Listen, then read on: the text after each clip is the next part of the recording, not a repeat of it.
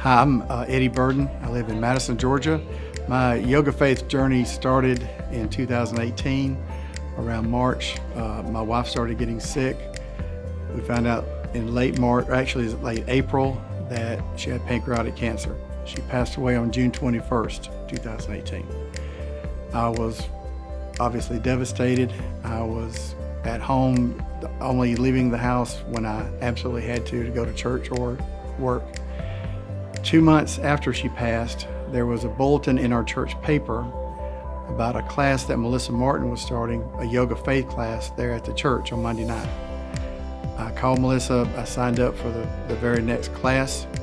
I went to it that night and it was a life changer. I have never, ever felt so at peace as I have at the end of that very first class. The breathing, the stretching, and Melissa's words just were life-changing again.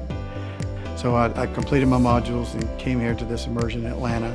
This has been just tremendous. Every day of this immersion has been just unbelievable. All the instructors were so great. I have learned so much, and I've grown so much in my spiritual journey.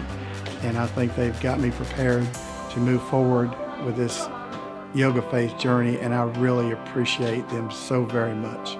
This has been great.